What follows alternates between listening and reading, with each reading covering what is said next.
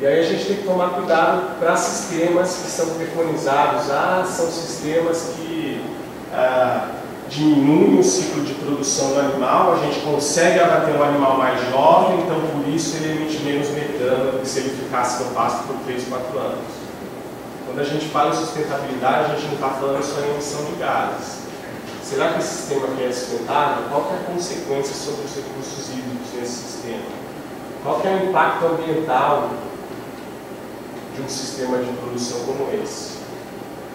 Eu não estou falando que é proibido fazer esse sistema, só que esses sistemas eles têm que ser muito bem planejados para eles não terem um impacto ambiental bastante negativo. Eu acho que o Brasil, a vocação do Brasil, não, de formas gerais falando, não é produzir nesse sistema. E por que, como melhorista, eu estou tão preocupado com o sistema de produção?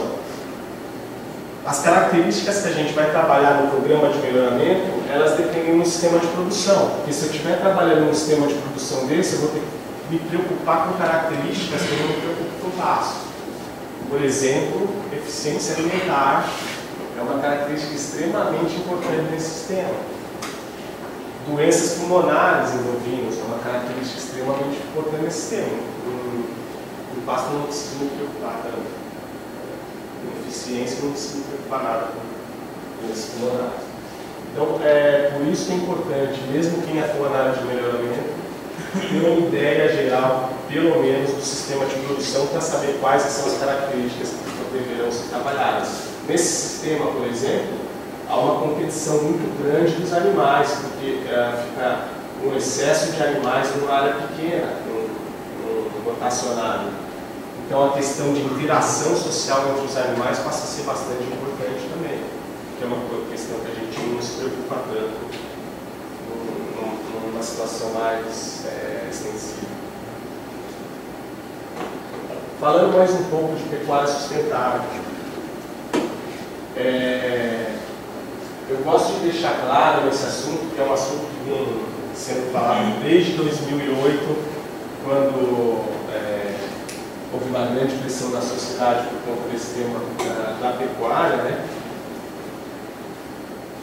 E aí a definição de uma pecuária sustentável ela envolve basicamente esses 3 pilares. Só que a grande confusão para mim nesse tema, e às vezes as pessoas usam essa palavra de uma forma até errônea, o grande problema está na definição desse tema, porque o que é socialmente justo, há de uma certa forma consenso entre as pessoas em que é socialmente justo, economicamente viável também há consenso entre as pessoas. Agora, ecologicamente correto, o biólogo vai falar o que é ecologicamente correto de um jeito, os zootecnistas e veterinários vão falar de outro, a sociedade que está antenada na televisão vai falar de outro, o Greenpeace vai falar de outro, o político vai falar de outro, então não há um consenso. Eu, como profissional da área, gosto de usar esse termo de aplicar esse termo como uso racional dos recursos disponíveis. Eu tenho lá braquiária, cerrado, zebu, como que eu vou fazer, que manejo, que sistema de produção que eu vou usar para usar esses recursos de uma forma mais racional possível. Será que eu preciso usar confinamento? Será que usar confinamento não está de acordo com esse tema? Será que eu uso rotacionado? Será que eu não uso? Então, eu acho que é bastante importante a gente que for atuar na área procurar sempre avaliar essa questão quando a gente está falando de ecologicamente correto. E aí é interessante que a FAO, num estudo que ela fez em 2006, que culpou o bovino como uma grande sombra do mundo com relação aos gases de estufa, tal, o bovino de culpado para o estudo de 2006, de culpado passou para o estudo de 2009 para Salvador do mundo, né? Então a FAO é extremamente, a FAO e essas a FAO como agência e essas outras ONGs, né, Greenpeace e tal, eles são extremamente eficientes em levantar dados, mas no geral eles não são tão eficientes em fazer inferências desses dados. Mas a FAO fez um trabalho interessante de revisão de todas as inferências que ela tinha feito no estudo de 2006 e em 2009 ela publicou falando que ela estava enganada. Na verdade, sistemas de produção desse tipo aqui, de produção de bovinos em pastagens bem manejadas e com áreas de reserva, eram sistemas bastante favoráveis à conservação do solo. Esse aqui é um dos maiores problemas do mundo inteiro. Conservação dos recursos hídricos, um problema seríssimo também no mundo inteiro, e da biodiversidade. Então, esse sistema aqui, que o Brasil tem uma vocação bastante grande de produzir carne, é um sistema favorável para resolver uma série de problemas complicados aí no mundo inteiro. E o mais interessante, já tem estudos inclusive da Embrapa comprovando isso, que esse sistema aqui ele é positivo com relação ao carbono. Ele mais estoca carbono do que emite na forma de metano. Aqui nesse sistema a gente tem o bovino emitindo metano, mas tem carbono sendo estocado tanto no solo, na matéria orgânica do solo, quanto no pasto e nas áreas de reserva. Então o sequestro de carbono em áreas de pastagem pode ser bem maior do que a emissão de metano, resultando num balanço favorável. Esse trabalho da FAO de 2009 é bastante interessante e mostra, reforça essa posição de que o país tem uma vocação bastante grande para seguir nesse sistema. Vou parar um pouquinho de falar sobre essa geral aí da pecuária, essa visão de produção de final sustentável. Não sei se alguém quer fazer alguma participação, se alguém tem alguma dúvida, fazer alguma consideração, fique à vontade aí. Então, só, se você me permite, a gente usa também esses números de 200 milhões de hectares, 200 milhões de bovinos, produtividade de um bovino por hectare e tal. Mas, assim, isso é eu também uso essa, que é uma referência. Mas é muito interessante a gente.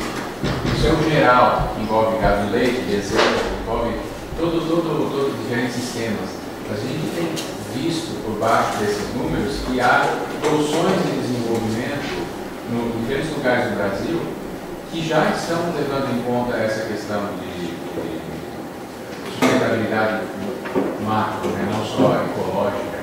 E eu acho que a tendência é que esses números, na minha opinião, vão se inverter rapidinho. Vai ser muito rápido essa queda ou esse aumento de produtividade, porque esses números sempre mascaram o que está acontecendo de baixo, num bolsão, no outro bolsão. Você vê, Rondônia, por exemplo, tem uma dinâmica grande em termos de preocupação com preservar o que sobrou e produzir com qualidade.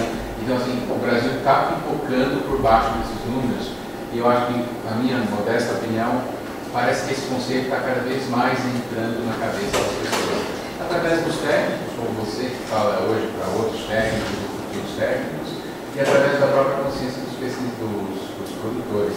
Um dado legal que ajuda nesse contexto, houve um mapeamento do estado de São Paulo, que é um estado super explorado. Se você passa de avião, cada metro para cada hectare desmatado no estado, tem 116 reflorestados, ou áreas que foram fechadas para ser APP ou reserva legal. Então isso é uma informação interessante, assim, chocante, né? 116 versus 1 inverteu assim, completamente, né?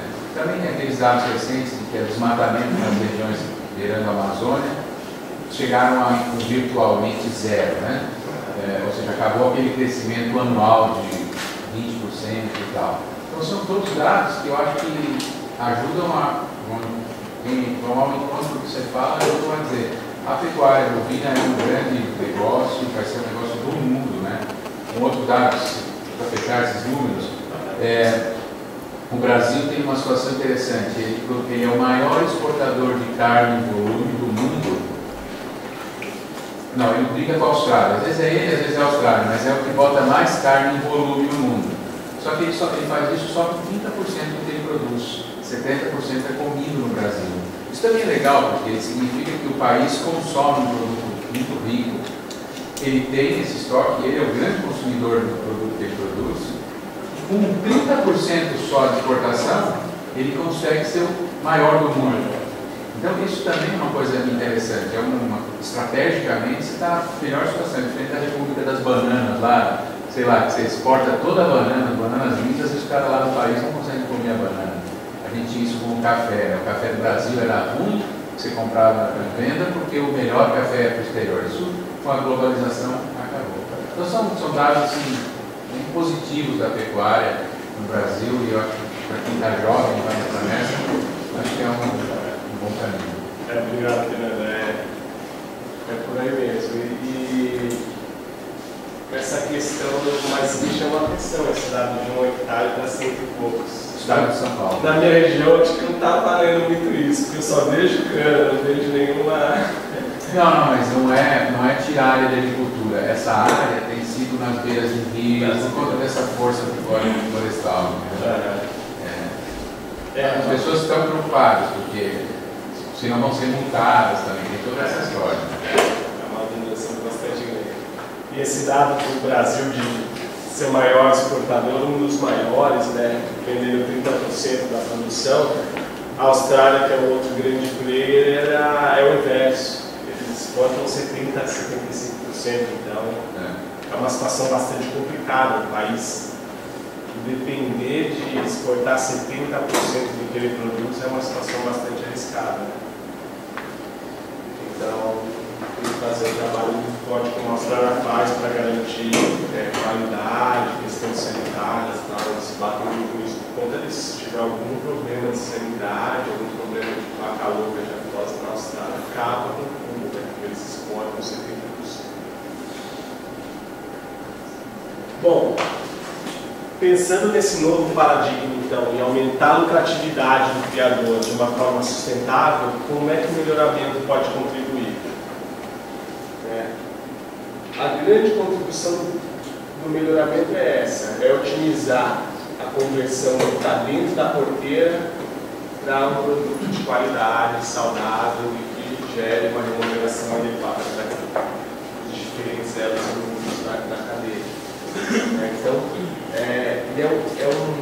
é um ponto bacana aqui, porque a gente não está falando necessidade, muitas vezes, de aumentar custo de produção devido a aumento de insumos. É uma outra estratégia. Você tem, lógico que é bom andar genética, sempre andar junto com um pouco de melhoria do ambiente, né? Não vai querer tirar carne de qualidade de pedra.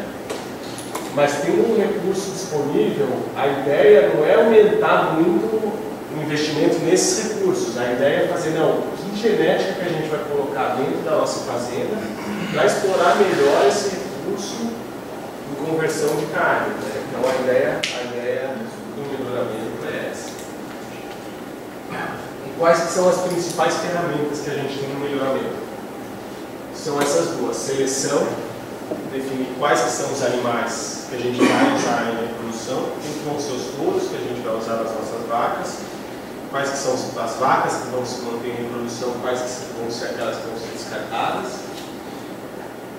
E, definidos os touros e as vacas, definir o acasalamento entre eles, se forem animais de mesma raça, ou aplicar cruzamentos, se a gente partir para usar raças distintas aí.